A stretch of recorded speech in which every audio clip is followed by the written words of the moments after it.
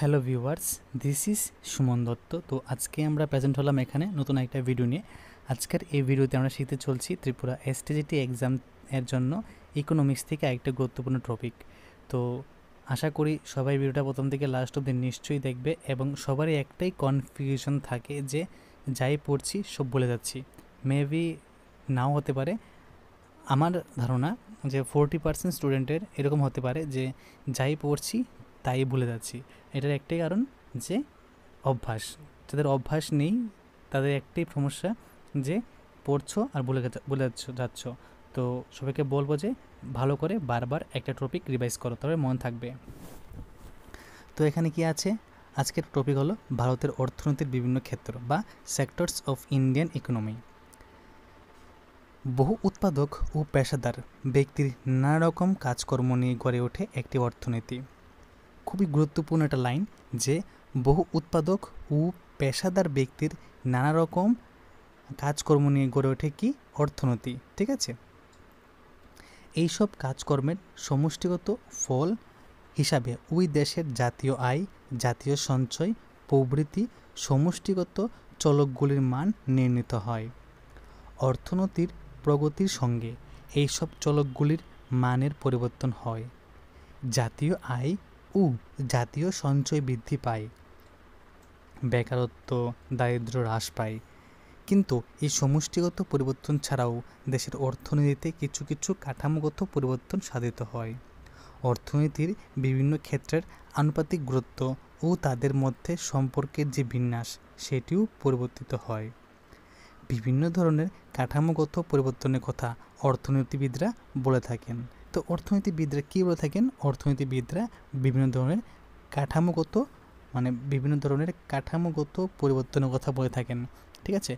হতেই পারে এটা একটা এমসিকিউ, ঠিক আছে, যে বিভিন্ন ধরনের কাঠামোগত পরিবর্তনের কথা অর্থনীতিবিদরা বলে থাকে। তো এখানে কি আছে, যেমন জাতীয় আয়ের ক্ষেত্রগত বণ্টনের পরিবর্তন, পেশাগত কাঠামোর পরিবর্তন, সাংগঠনিক কাঠামোর পরিবর্তন, এসবটাই কি অর্থনীতিবিদরা বলে থাকেন। তো এখানে economic and non economic activities সম্পর্কে আমরা আলোচনা করব, মানে অর্থনৈতিক ও অন অর্থনৈতিক কার্যাবলী।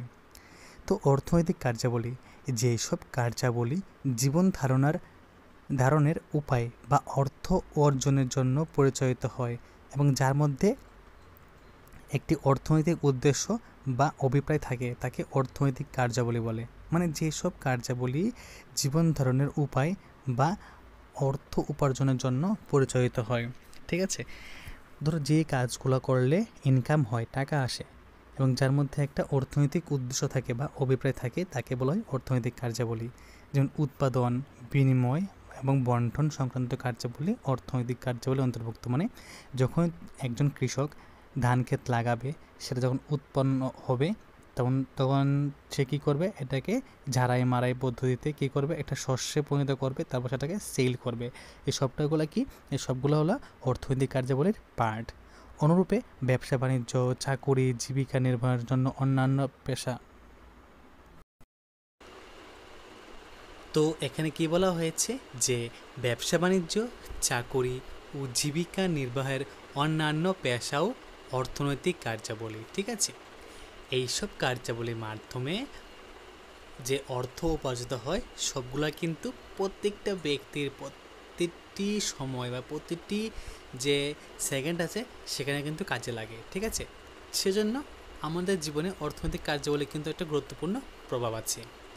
তো এরপর আমরা এখানে কি দেখব, আগে একটা পিকচার দেখে নিই। দেখো, এটা হলো কি অর্থনৈতিক কার্যাবলী, ঠিক আছে, অফিস। তারপর কি আছে অন অর্থনৈতিক কার্যাবলী, যে সকল কার্যাবলী মানুষের আবেগ, প্রবণতা ও মনস্তাত্ত্বিক প্রয়োজন মেটানোর জন্য করা হয় এবং যার পিছনে অর্থনৈতিক উদ্দেশ্য বা অর্থ উপার্জনের অভিপ্রায় কাজ করে না বলে তাকে বলা হয় কি অন অর্থনৈতিক কার্যাবলী। তোমরা এখানে কি লিখতে পারবো, আমরা এখানে লিখতে পারবো যে সকল কার্যাবলী মানুষের আবেগ, প্রবণতা ও মনস্তাত্ত্বিক প্রয়োজন মেটানোর জন্য ব্যবহার করা হয়। কি, মানুষের আবেগ, প্রবণতা ও মনস্তাত্ত্বিক প্রয়োজন মেটানোর জন্য ব্যবহার করা হয় এবং যার পিছনে কোনো অর্থনৈতিক উদ্দেশ্য বা অর্থ উপার্জনের অভিপ্রায় কাজ করে না তাকে কি বলে? তাকে বলে অনঅর্থনৈতিক কার্যাবলী। যেমন এই ধরনের কার্যাবলীর মধ্যে কী কী আছে? সামাজিক আছে, সাংস্কৃতিক আছে, ধর্মীয় আছে, শিক্ষা সংক্রান্ত কার্যাবলী আছে, অথবা দাতব্য হতে পারে। তো যেমন গরিব ছেলে মেয়েদের জন্য বিনামূল্যে শিক্ষাদানের ব্যবস্থা করা, গরিব মানুষের চিকিৎসার জন্য দাতব্য চিকিৎসালয় চালানো, গান শোনা, পরিবারের সদস্যদের জন্য রান্না করা, ছেলে মেয়েকে বাবা মা কর্তৃক শিক্ষাদান ইত্যাদি, এই সকলগুলি কি? অনঅর্থনৈতিক কার্যাবলী। চলো একটা পিকচার দেখে নিই। এই যে গান শোনা মানে কি? একটা অনঅর্থনৈতিক কার্যাবলী। ওকে, তো এখন আমরা অর্থনৈতিক বিভিন্ন ক্ষেত্র, different sector of the economy, এটা নিয়ে একটু আলোচনা করব, ঠিক আছে? তো অর্থনীতিবিদ ক্লার্ক ফিশার কুজনেটস, কে? ক্লার্ক ফিশার কুজনেটস, মানে কফিকো, ঠিক আছে? কফিকো, আমরা এখানে শর্ট ফর্ম বলতে পারি ফি, ঠিক আছে? কফি, বা এখানে লিখতে পারি হ্যাঁ CFIKO, কফিকো, ঠিক আছে? তো CFI কফিকো, কফিকো মানে কি? কফিকো মানে ফুল ফর্ম হলো ক্লার্ক, ঠিক আছে? কি? ক্লার্ক ফিশার ও কুজনেটস, এই যে তিনজন আছে এই অর্থনীতিবিদ, তারা কি বলেছেন? তারা জাতীয় অর্থনীতিকে আয়ের উৎস থেকে প্রাথমিক, মাধ্যমিক, সেবা ক্ষেত্র, এই তিনটি ক্ষেত্র হিসেবে ভাগ করেছেন। মানে তারা কি করেছে? তারা এই যে ক্লার্ক ফিশার্স, তারপর হলো কি কুইজনেট, তারা জাতীয় অর্থনীতির যে আয়ের উৎস, ঠিক আছে? জাতীয় অর্থনীতির যে আয়ের উৎস সেটাকে তারা তিনটা ভাগে ভাগ করেছে। এটা কি? প্রাথমিক, একটা মাধ্যমিক, আরেকটা কি? সেবা ক্ষেত্র। কি? প্রাথমিক, মাধ্যমিক, আরেকটা কি? সেবা ক্ষেত্র। তো এই জাতীয় আয়ের কতটা অংশ কোন ক্ষেত্রে আসে তার আলোচনা করাই এই জাতীয় আয়ের ক্ষেত্রগত বন্টনের কাজ, ঠিক আছে? তো চলো এখানে মানে দেখো কে কে আছে এখানে? ফিশার আছে, আরেকটা কে আছে? কুজনেটস আছে। তো এখানে ক্লার্ক নেই, ঠিক আছে? তো দেখে নাও তাদেরকে। তো অবশ্যই চেহারা দেখলে বুঝতে পারবে যে তারা এরকম, মানে তাদের নাম এরকম।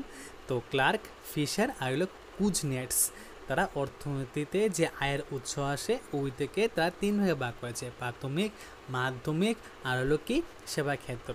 এই জাতীয় আয়ের কতটা অংশ কোন ক্ষেত্র থেকে, মানে কোন ক্ষেত্র থেকে আসে তার আলোচনা করাই এই জাতীয় আয়ের ক্ষেত্রগত বন্টনের কাজ। তো প্রাথমিক ক্ষেত্র, চলো এখানে আলোচনা করি যে প্রাথমিক ক্ষেত্র, ঠিক আছে?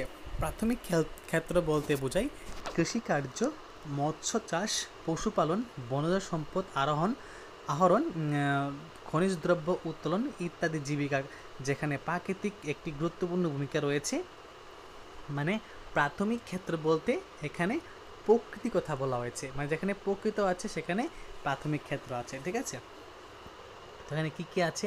কৃষিকাজ আছে, মৎস্য চাষ আছে, পশুপালন আছে, বনজ সম্পদ আহরণ আছে, খনিজ দ্রব্য উত্তোলন আছে। এগুলো কি? এগুলো একটা গুরুত্বপূর্ণ পার্ট। জীবিকা ও কর্মসংস্থানের উপায় হিসাবে স্বল্পোন্নত দেশে কৃষি ও তার সঙ্গে সংশ্লিষ্ট কাজকর্ম যথা প্রাথমিক কাজকর্মের গুরুত্ব সর্বাধিক, ঠিক আছে? তারপর কি আছে? মাধ্যমিক ক্ষেত্র। মাধ্যমিক ক্ষেত্রের মধ্যে আছে কি? শিল্প, নির্মাণ কাজ, বিদ্যুৎ উৎপাদন, গ্যাস, জল সরবরাহ প্রভৃতি কার্যাবলী। এক কথায় মাধ্যমিক ক্ষেত্রে আছে সব ধরনের শিল্প যেখানে কাঁচামালের রূপান্তর করা হয় যন্ত্রাদির সাহায্যে। ওকে, এই যে মাধ্যমিক ক্ষেত্র আছে, মাধ্যমিক ক্ষেত্রের মধ্যে আছে কি? শিল্প আছে, নির্মাণ কাজ আছে, বিদ্যুৎ উৎপাদন আছে, গ্যাস আছে, জল সরবরাহ আছে প্রভৃতি আছে কার্যাবলী, ঠিক আছে? এক কথায় মাধ্যমিক ক্ষেত্রে যা আছে তা সব ধরনের শিল্প আছে যেখানে কাঁচামাল, মানে কাঁচামাল যেগুলো থাকে সেগুলোকে রূপান্তর করা হয় যন্ত্রের সাহায্যে। ওকে, তারপর এখানে কি আছে? অর্থনীতির তৃতীয় ক্ষেত্র, সেবামূলক কাজকর্মের ক্ষেত্রকে সেবা ক্ষেত্র বলা হয়। এখানে কোনো বস্তু উৎপাদন হয় না, কিন্তু উৎপাদনে সহায়তা হয় বা ওই রকম কিছু করা হয় যার জন্য মানুষ দাম দিতে রাজি থাকে। এখানে দেখো সেবামূলক কাজকর্মে যে ক্ষেত্র থাকে সেবা ক্ষেত্র বলা হয়। এখানে কোনো বস্তু উৎপাদন হয় না, কিন্তু উৎপাদনের সহায়তা হয়, মানে এখানে কোনো বস্তু কিন্তু উৎপাদন করা হয় না, কিন্তু কীভাবে উৎপাদন করা হয় সেখানে হেল্প করা হয়। আর ওই রকম কিছু করা হয় যার জন্য মানুষ দাম দিতে রাজি থাকে। যেমন দেখো এখানে আছে কি, পরিবহন মানে রাস্তাঘাট তৈরি করা, ব্যবসা বাণিজ্য করা, ব্যাংকিং, বিমা, প্রশাসন, শিক্ষাদান, চিকিৎসা প্রভৃতি নানা ধরনের সেবামূলক কাজ। ঠিক আছে, কি প্রভৃতি নানা ধরনের সেবামূলক কাজ। প্রাথমিক ক্ষেত্রের অন্তর্ভুক্ত কাজকর্মকে প্রাথমিক কাজকর্ম বলা হয়। মাধ্যমিক ক্ষেত্রের অন্তর্ভুক্ত কাজকর্মকে মাধ্যমিক কাজকর্ম বলা হয়। আর সেবা ক্ষেত্রের অন্তর্গত কাজকর্মকে সেবামূলক কাজকর্ম বলা হয়। প্রাথমিক ক্ষেত্রের কাজগুলির ক্ষেত্রে প্রকৃতির ভূমিকা মুখ্য, মানে প্রাথমিক ক্ষেত্রের কাজগুলোর ক্ষেত্রে কিন্তু প্রকৃতির ভূমিকা মুখ্য, আর মাধ্যমিক ও সেবামূলক ক্ষেত্রে মানুষের ভূমিকা মুখ্য।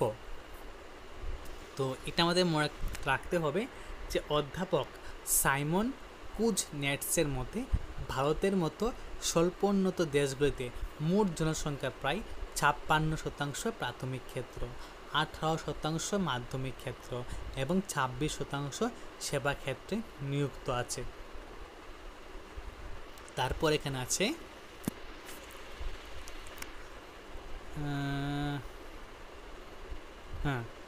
জাতীয় আয়ের উৎসের থেকে, ঠিক আছে, জাতীয় আয়ের যে উৎস আছে ওই দিক থেকে জাতীয় অর্থনীতিকে 3টি ক্ষেত্রে বিভক্ত করা হয়। এটা প্রাথমিক ক্ষেত্র, এটা মাধ্যমিক ক্ষেত্র, আর একটা সেবামূলক ক্ষেত্র। জাতীয় আয়ের শতকরা কত ভাগ প্রাথমিক ক্ষেত্রে থেকে, কত ভাগ মাধ্যমিক ক্ষেত্র থেকে, আর কত ভাগ সেবামূলক ক্ষেত্র থেকে আসে তা জাতীয় আয়ের ক্ষেত্রগত বন্টন থেকে জানা যায়। তো জাতীয় উৎপাদন কি? প্রাথমিক ক্ষেত্রে উৎপাদনের মূল্য, মাধ্যমিক ক্ষেত্রে উৎপাদনের মূল্য, আর সেবা ক্ষেত্রের উৎপাদনের মূল্য। আবার জাতীয় আয়, এটা জাতীয় উৎপাদন, আর এটা কি জাতীয় আয়। তো জাতীয় আয় কি? জাতীয় আয় হলো প্রাথমিক ক্ষেত্রে নিযুক্ত ব্যক্তিদের আয়, মাধ্যমিক ক্ষেত্রে নিযুক্ত ব্যক্তিদের আয়, আর সেবামূলক ক্ষেত্রে নিযুক্ত ব্যক্তিদের আয়। ঠিক আছে, তো আজকে আমরা এখানে এইটুকু পার্টই পড়ব। ঠিক আছে, এই যে প্রথম 2টা পার্ট তোমাদের কাছে কীরকম লাগলো অবশ্যই আমাকে কমেন্ট করে জানাবে। আর যদি তুমি চ্যানেলে নতুন হয়ে থাকো তাহলে চ্যানেলটাকে সাবস্ক্রাইব করে রাখবে এবং নোটিফিকেশনে অল প্রেস করে রাখবে। তো খুব শীঘ্রই আমরা পরবর্তী একটা পার্টে চলে আসব। আর এবং একটা রিকোয়েস্ট করব যে অবশ্যই লাইক করে যাবে। ঠিক আছে, লাইক করে যাবে। লাইকটা করলে কি হয়, আমি বুঝতে পারি যে ভিডিও ভালো লেগেছে কি না। আর এইসব মানে ভিডিও দেখে তোমরা চাইলে এমসিকিউ বানাতে পারো। আমি এখানে এই ভিডিওর নিচে হোয়াটসঅ্যাপ লিঙ্ক দিয়ে দেবো, ওইখান থেকে একটা গ্রুপে অ্যাড হয়ে যাবে এবং ভিডিও থেকে দেখে দেখে এমসিকিউ বানিয়ে যদি পছন্দ হয় তাহলে গ্রুপে দেবে যে কীরকম এমসিকিউ বের হয়েছে, অথবা আমাকে পার্সোনাল এসএমএস করবে। তো দেখা হচ্ছে একটা গুরুত্বপূর্ণ ভিডিওতে। প্রথম থেকে শেষ অবধি গুরুত্বপূর্ণ সময় ব্যয় করার জন্য তোমাদেরকে অসংখ্য ধন্যবাদ।